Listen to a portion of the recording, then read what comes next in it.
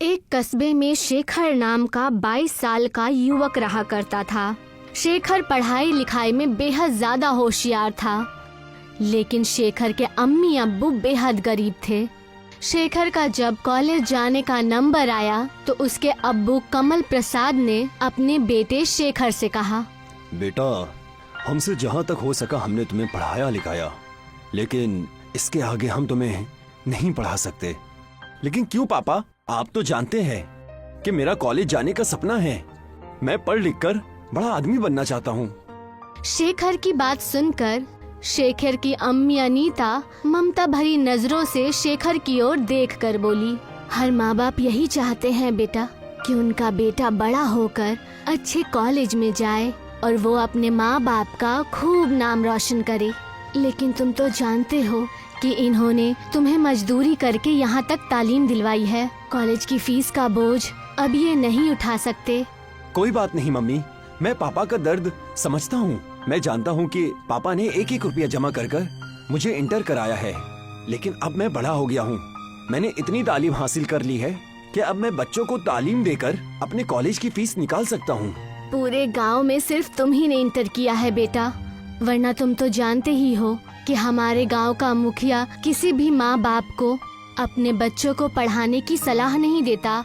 इस कस्बे में जिस भी माँ बाप ने अपने बच्चों को पढ़ाने के लिए सोचा तो मुखिया ने हमेशा उनके कान भर दिए। तुम्हारी मम्मी सही कह रही हैं बेटा। अरे लोग तो तालीम के फायदे बताते हैं, लेकिन हमारे गांव का मुखिया तो तालीम के नुकसान बताने लग जाता है। बोलता है कि पढ़ने लिखने के बाद लोग बेकार हो जाते हैं, वो किसी काम के नहीं रहते। मेहनत करने से फिर वो दिल चुराने लगते हैं और मजदूरी करने में उन्हें शर्म आने लगती है। बेटा, अब मैं चाहती हूँ कि तुम अपने पापा के काम में हाथ बटाओ। अब तुम्हारे पापा बूढ़े हो चुके हैं। आपको क्या लगता है मम्मी कि मैं नहीं चाहता कि पापा अब आराम से बैठें? लेकिन आप ही बताइए, आप क्या चाहती हैं? क्या मैं भी पापा की तरह मजदूरी करूं? नहीं मम्मी, मैं कुछ अलग करना चाहता हूं। इतना कहकर शेखर वहाँ से चला जाता है। कमला प्रसाद अपनी बीवी की ओर देखते हुए बोले, कोई बात नहीं, वो कुछ अलग और नया करना चाहता है तो इसमें गलत क्या है? मेरा मन कहता है कि मेरा बेटा कुछ न कुछ बड़ा करेगा। अगले दिन शेखर अपना बैग पैक करके शहर जाने की तैयारी करने लगा। कहाँ जा रहे हो शेखर? मैं शहर जा रहा हूँ मम्मी। शहर में मेरा दोस्त नितिन रहता है। मैं उसके साथ उसके कमरे में रह लूंगा और वहाँ मुझे ट्यूशन पढ़ाने के लिए बहुत सारे बच्चे भी मिल जाएंगे। आप दोनों चिंता मत कीजिए, और जैसे ही सब कुछ ठीक हो जाएगा मैं हर महीने आप लोगों को पैसा भेजता रहूंगा। इतना कहकर शेखर अपने घर से निकल गया। शेखर बस स्टैंड पर पहुंचा ही था कि तभी वहां पर गांव का मुखिया टहलते हुए आ गया। शेखर को देखकर मुखिया मजाक उड़ाने वाले अंदाज में शेखर से बोला, क्या हाल है शेखर? कहाँ जाने की तैयारी है? मैं शहर जा रहा हूँ मुखिया जी। हाँ, मैंने सुना है कि तुम शहर जाकर कॉलेज में तालीम हासिल करना चाहते हो। तुम नई पीढ़ी की बच्चों में शर्म नाम की कोई चीज तो बची नहीं है। बाप मजदूरी करते करते बूढ़ा हो गया है, उसका हाथ बटाने की बजाय शहर में मौज मस्ती करने जा रहे हो। अपने हाथ में रहिए मुखिया जी। आप क्या चाहते हैं? मैं भी पापा की तरह अपनी जिंदगी मजदूरी करते करते निकाल दूं? मैं अपने आने वाली पीढ़ी को इस मुसीबत का सामना नहीं करने दूंगा। इतना कहकर शेखर बस में चढ़ गया और कुछ ही घंटों में वो शहर पहुंच गया। शहर में वो अपने दोस्त नितिन के पास पहुंचा ही था कि नितिन उसे अचानक देखकर चौंक गया। क्या बात है शेखर, तुम अचानक यहाँ कैसे? शेखर ने सारा मसला नितिन को कह सुनाया। मुझे ये कहते हुए अच्छा तो नहीं लग रहा है, लेकिन मैं तुम्हारी मदद नहीं कर सकता क्योंकि मेरा रूम पार्टनर 2 दिन बाद यहाँ आ जाएगा। कोई बात नहीं, मैं यहाँ जमीन पर बिस्तर बिछाकर सो जाया करूँगा। वैसे भी तुम और तुम्हारा रूम पार्टनर तो कॉलेज में चले जाते हैं। मैं सुबह शाम बच्चों को ट्यूशन पढ़ा दिया करूँगा और तुम्हारे साथ कॉलेज चला जाया करूँगा। मुझे माफ करना शेखर, ये बातें कहने में अच्छी लगती हैं, लेकिन सच ये है कि 3 लोग एक रूम में एडजस्ट नहीं कर सकते। तुम्हें यहाँ से जाना होगा, और वैसे भी तुम्हें अपने माँ बाप को गाँव में अकेला छोड़कर यहाँ नहीं आना चाहिए था। जाओ, जाकर उनके साथ मजदूरी करो। शेखर मुंह लटकाकर वहाँ से चला गया और फुटपाथ पर बैठकर सोचने लगा। अगर गाँव वापस चला गया तो सभी लोग मेरा मजाक उड़ाएंगे। समझ में नहीं आता अब मैं क्या करूँ। कहाँ जाऊँ? शेखर काफी देर तक गहरी सोच में गुम रहा। कुछ वक्त बाद एक बूढ़ा आदमी शेखर के पास आकर बोला, मैं काफी देर से देख रहा हूँ, तुम फुटपाथ पर अकेले बैठे हुए हो। कोई परेशानी हो तो मुझे बताओ। शेखर ने जब उस बूढ़े को देखा तो उसे उनमें अपने अब्बू की झलक नजर आई। शेखर ने सारा मसला उस बूढ़े आदमी को कह सुनाया कि किस तरह उसके दोस्त नितिन ने उसकी बेइज्जती करके कमरे से निकाल दिया। तुम ये क्यों सोचते हो तुम पढ़ लिख कर ही बड़े आदमी बन सकते हो? आजकल जमाना बहुत बदल गया है। मैं आपकी बात का मतलब नहीं समझा। ये सच है कि शिक्षा बहुत जरूरी है, लेकिन उससे भी ज्यादा सच ये है कि इस देश में जितने भी बड़े बिजनेसमैन हैं और बड़ी बड़ी कंपनी के मालिक हुए हैं, उन सब ने बहुत कम पढ़ाई लिखाई की थी। मेरी एक पिज्जा की दुकान है, तुम चाहो तो मेरी दुकान में काम कर सकते हो और रात में मेरी दुकान पर रुक भी सकते हो। इस तरह तुम्हें अपने गांव वापस नहीं जाना पड़ेगा। शेखर को उस बूढ़े आदमी की बात बेहद पसंद आई। उस दिन के बाद से शेखर उस बूढ़े आदमी के दुकान में डिलीवरी बॉय का काम करने लगा। वो दिन भर मेहनत करके पिज्जा की डिलीवरी करता और रात के समय बूढ़ा आदमी जब दुकान बंद करके चला जाता तब शेखर उसके दुकान में ही बैठकर रात भर पढ़ाई करता। धीरे धीरे शेखर की समझ में आने लगा कि पढ़ाई और व्यापार दोनों अलग अलग बातें हैं। एक दिन शेखर ने उस बूढ़े आदमी से बोला, मैं पिज्जा बनाना सीखना चाहता हूँ। क्यों नहीं बेटा, जरूर, आज से तुम ही किचन में काम करोगे। शेखर कुछ ही दिनों में बेहद बढ़िया पिज्जा बनाना सीख गया। उसके हाथ के बने हुए पिज्जाज लोगों को बेहद पसंद आने लगे। शेखर अब कुछ पैसे बचाकर अपने अम्मी अब्बू को मनी ऑर्डर किया करता था। अचानक उस बूढ़े आदमी का इंतकाल हो गया। उस आदमी के इंतकाल के बाद उस बूढ़े आदमी का बेटा शेखर से बोला, मैं तुम्हें शुरू से पसंद नहीं करता था। पापा को पता नहीं तुम्हारे अंदर ऐसा क्या नजर आया कि उन्होंने पूरी दुकान तुम्हें सौंप दी। तुम यहाँ से जा सकते हो। ऐसा मत कीजिए, आप अगर मुझे दुकान से निकालेंगे तो मैं कहाँ जाऊँगा? अरे कहीं भी जाओ, मुझे उससे क्या।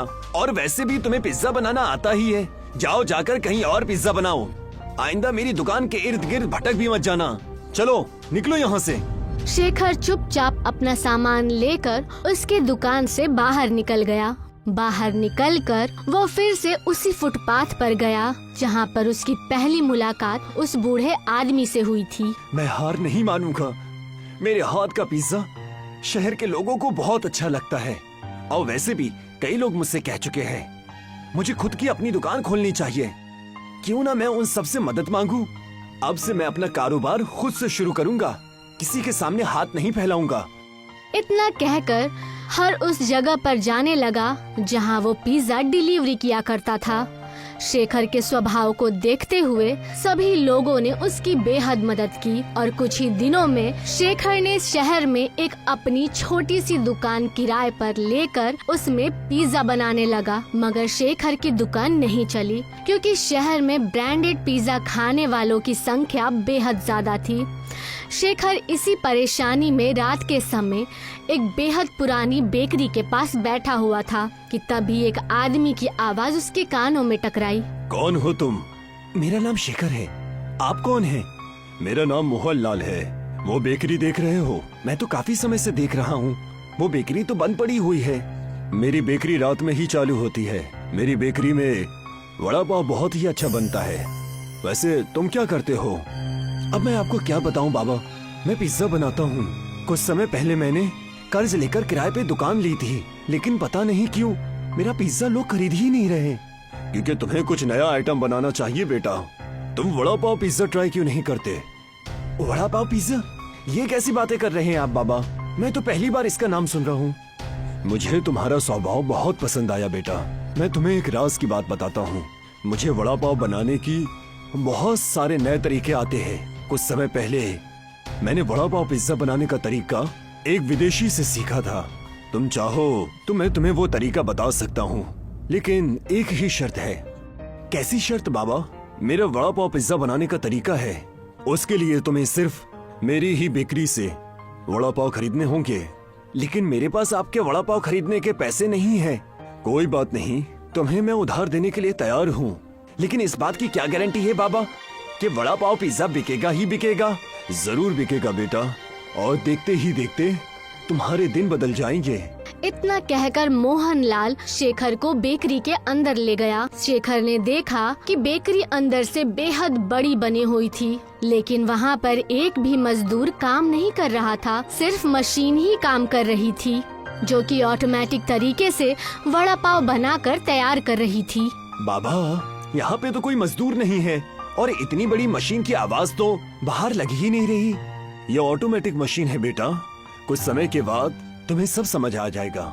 मोहनलाल शेखर को बेकरी के अंदर वड़ा पाव बनाने की विधि समझाने लगा। कुछ ही वक्त में शेखर की समझ में सब कुछ आ गया। शेखर बेहद सारे वड़ा पाव लेकर अपनी दुकान गया और सुबह तक उसने सारा वड़ा पाव पिज्जा बनाकर तैयार कर दिया, जिसकी सुगंध दूर दूर तक जा रही थी।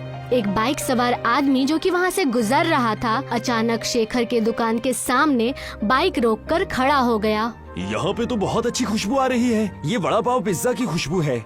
मैं तो इस तरह के पिज्जा के बारे में पहली बार सुन रहा हूँ। लाओ मुझे भी टेस्ट कराओ। शेखर ने एक वड़ा पाव पिज्जा उठाकर उसे दे दिया। वड़ा पाव पिज्जा खाकर वो आदमी खुशी से उछल पड़ा। यकीन मानो, मैं पिज्जा खाने का बहुत ज्यादा शौकीन हूँ, लेकिन इतना लजीज पिज्जा मैंने पहले कभी नहीं खाया। ये वड़ा पाव पिज्जा है सर, क्या आपको पसंद आया?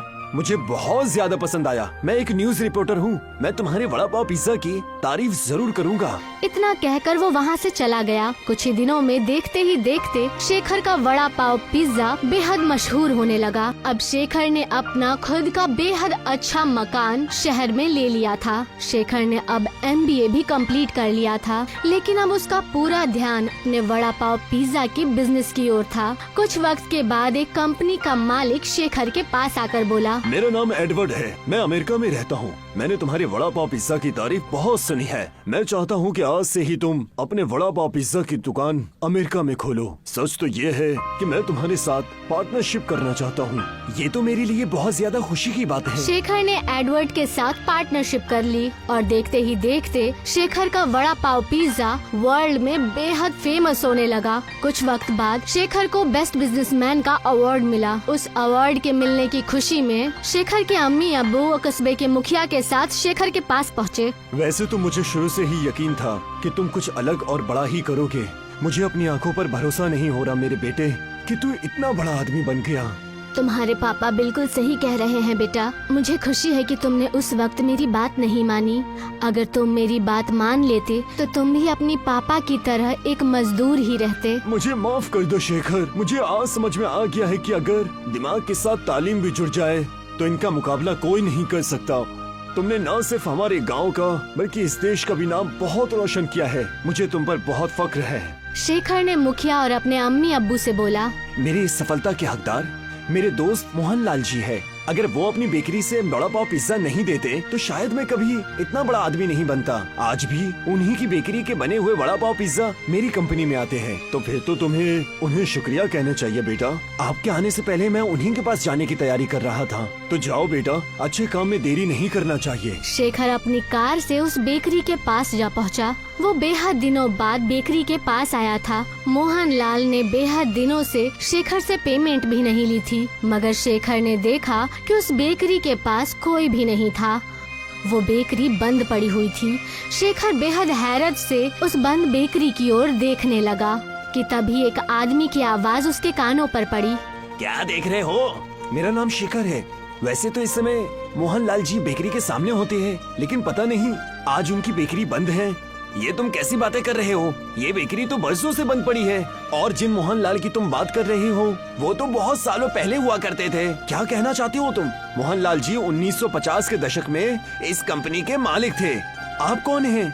मैं साफ सफाई करने वाला कर्मचारी हूँ। इतना कहकर उस आदमी ने एक चेक निकालकर शेखर को दे दिए। कई महीनों से मुझे ये चेक यहाँ पर पड़े हुए मिल रहे हैं। इसमें किसी शेखर नाम के आदमी की सिग्नेचर है। क्या वो तुम ही हो? हाँ, वो मैं ही हूँ। तुम्हारा दिमाग तो ठीक है। तुम ऐसे इंसान के नाम की चेक काट के दे रहे हो जो इस दुनिया से 70-80 साल पहले ही जा चुका है। इतना कहकर वो वहाँ से चला गया। शेखर की समझ में अब सब कुछ आ चुका था। वो समझ चुका था कि शायद वो वड़ा पाव जिसका वो वड़ा पाव पिज्जा बना रहा था वो चमत्कारी थे। शेखर मुस्कुराता हुआ वहाँ से निकल गया। मगर वो आज भी वड़ा पाव पिज्जा बनाने के लिए मशहूर है। एक छोटा सा बच्चा रोड पर अखबार बेच रहा होता है। उसका नाम रमन होता है। आज की ताजा खबर, आज की ताजा खबर। वो जहाँ पर अखबार बेच रहा होता है वहाँ बहुत भीड़ होती है, पर रमन पर कोई भी गौर नहीं कर रहा होता।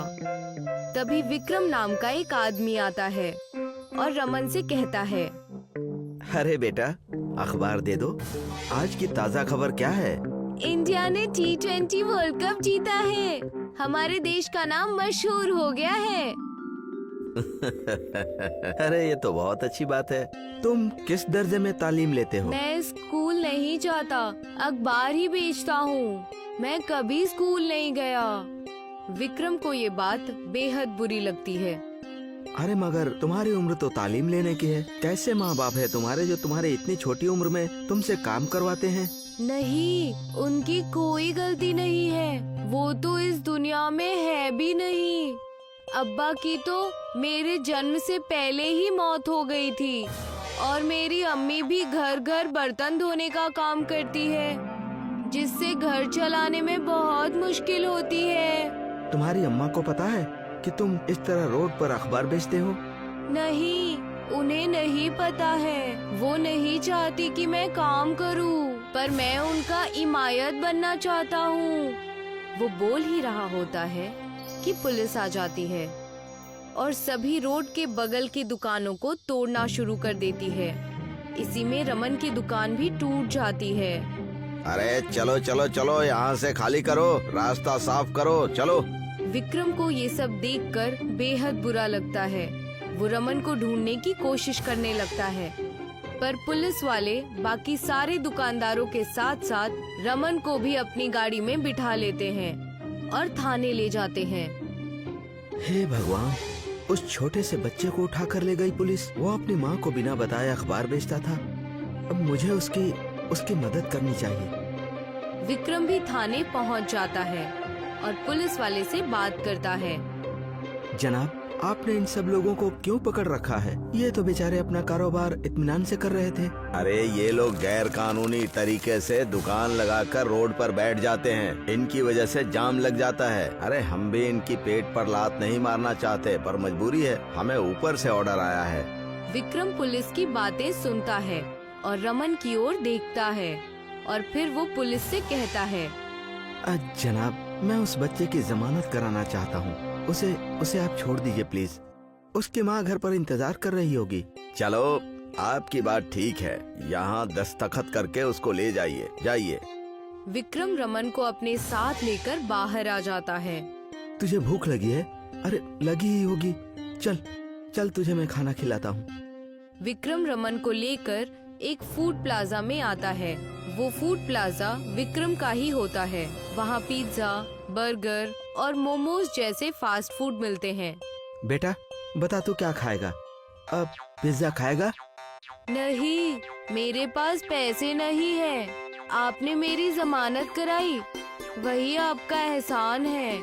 अरे ये फूड प्लाजा मेरा ही है, तुझे पैसे देने की जरूरत नहीं है। तुझे जो भी खाना हो तू अपनी मर्जी से खा ले। मैं तुझे अपना समझकर ही कह रहा हूँ। रमन को विक्रम एक पिज्जा दिलाता है। रमन उस पिज्जा का एक टुकड़ा खाता है और फिर रख देता है। विक्रम ये देखकर रमन से पूछता है, क्या बात है रमन, तुझे यहाँ पर अच्छा नहीं लगा क्या? तूने पहले ये कभी नहीं खाया होगा, है ना? रमन अपना सर हिलाता है, जिससे वो बताना चाह रहा होता है कि वाकई उसे वो लजीज नहीं लगा। मुझे घर जाना है। मेरी अम्मी ने भी मेरे लिए खाना बनाकर रखा होगा। वो इससे कहीं ज्यादा लजीज होता है। मैं वही खाऊंगा। आपकी मदद के लिए शुक्रिया। अरे बेटा, तुझे शुक्रिया कहने की जरूरत नहीं है। और आज से तू रास्ते पर अखबार नहीं बेचेगा। देख, तुझे कल से मेरे फूड प्लाजा पर आना है और मैं तुझे काम दूंगा। ठीक है, मैं कल आता हूँ।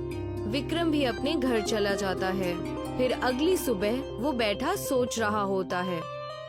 वो बच्चा अपनी माँ का सहारा बनना चाहता था। हालात की वजह से वो वक्त से पहले ही बड़ा हो गया। उसका बचपन भी फिक्रमंदी में गुजर रहा है। ना जाने वो कितनी मुश्किलों का सामना कर रहा है। आज वो आएगा तो मैं उससे कहूँगा कि मैं उसे पढ़ाऊंगा। वो अब काम न करे, उसे सिर्फ अच्छे से तालीम लेनी होगी। सुबह सुबह रमन विक्रम के फूड प्लाजा पर पहुंच जाता है। वो काम करने के लिए तैयार होता है। विक्रम उसे जैसे ही बोलता है कि वो उसकी तालीम कराना चाहता है तो वो कहता है, नहीं, मैं अपनी तालीम अपने दम पर करना चाहता हूँ। अगर आप मुझसे कुछ काम करवाओगे मैं तभी आपकी मदद लूँगा। मैं भी आपकी मदद करना चाहता हूँ। अरे तू तो बहुत गैरतमंद है और ये बात बहुत अच्छी है। तो ठीक है, तो शाम को बावर्ची खाने में काम कर लेना और बचा हुआ खाना घर ले जाना, ठीक है? रमन ये मान लेता है और फूड प्लाजा पर काम करना चालू कर देता है। एक रात वो अकेले बैठकर बचा हुआ पिज्जा खा रहा होता है। तभी विक्रम वहाँ पर आ जाता है और उसकी नजर रमन के पिज्जा पर पड़ती है। रमन, तुझे तो ये पसंद नहीं था। ये तू उसके ऊपर क्या डालकर खा रहा है?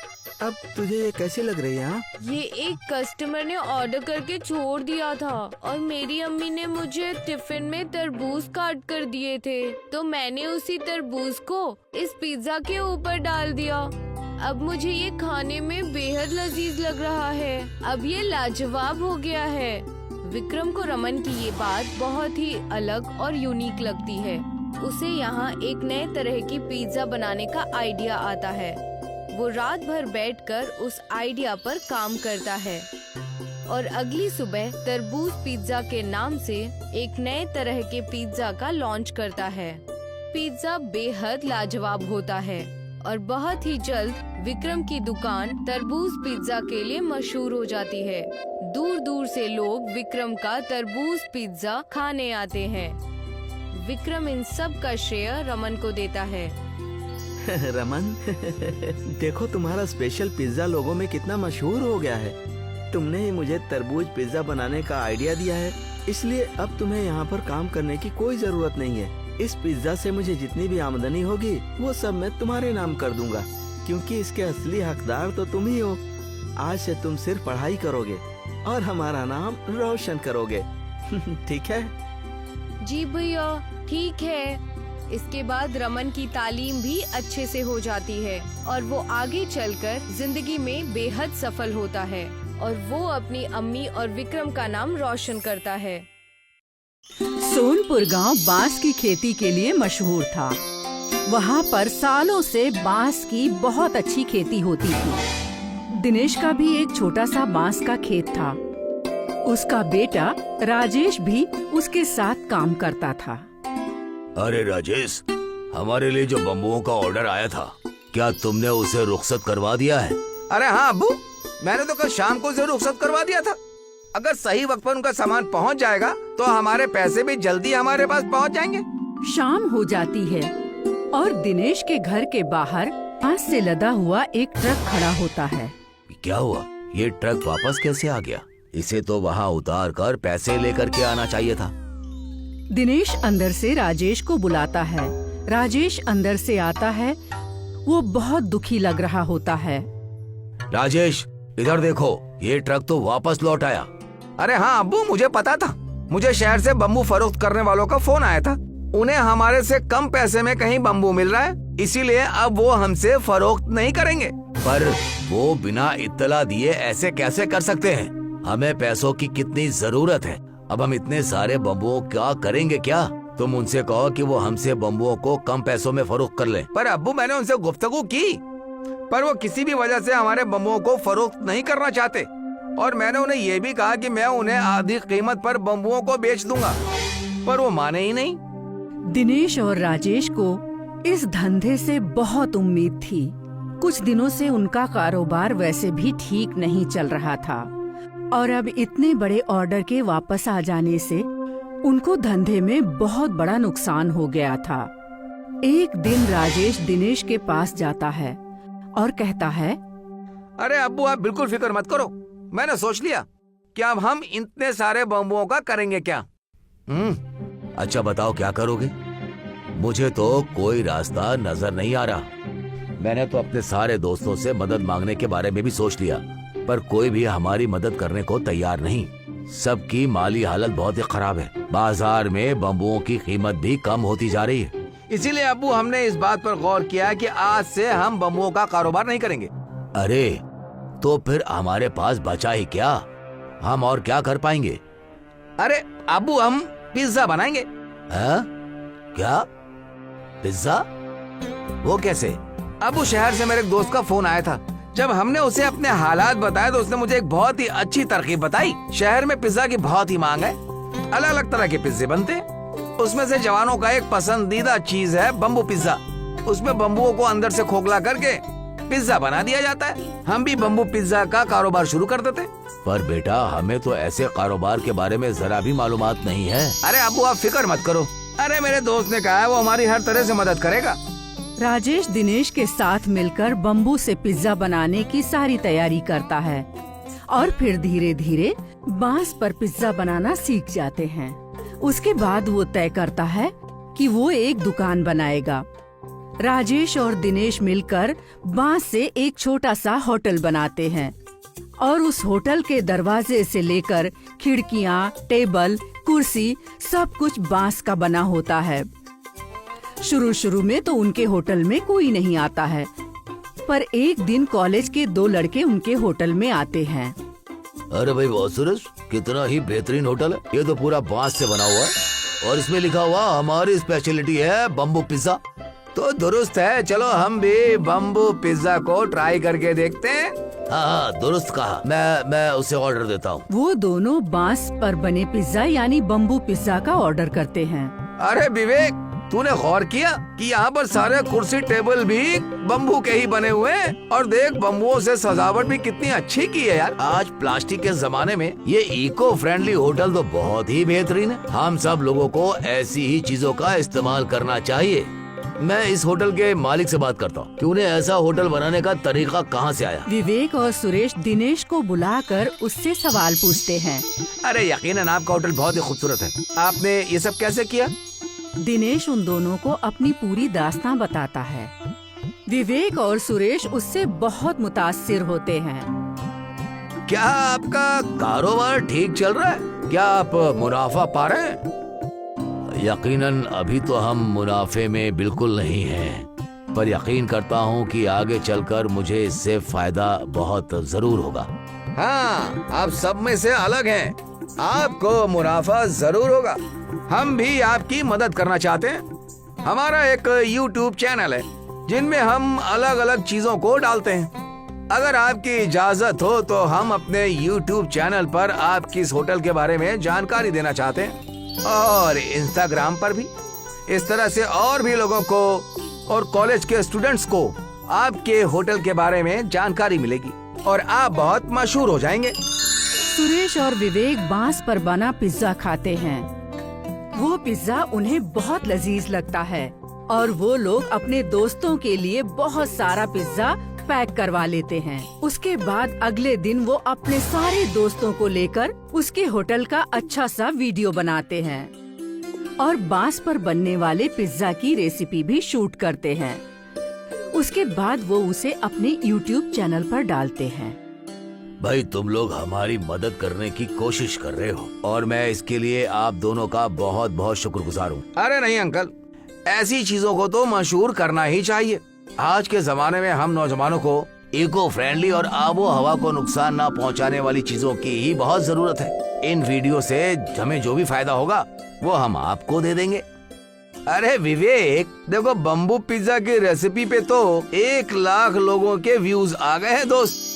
10,000 लाइक और 1000 कमेंट भी हैं। ये तो हमारी YouTube चैनल की सबसे मशहूर वीडियो बन गई है और अब इस इको फ्रेंडली होटल के बारे में बहुत सारे लोग जान जाएंगे। अंकल अब आप मशहूर होने वाले हो। इस तरह से उन दोनों द्वारा शुरू किया गया बांस से बना पिज्जा वाला होटल फेमस हो जाता है। फिर वो धीरे धीरे दूसरे शहरों में भी अपनी शाखाएं खोलते हैं और इस तरह से बांस पर बने इको फ्रेंडली पिज्जा को पूरे देश में मशहूर कर देते हैं।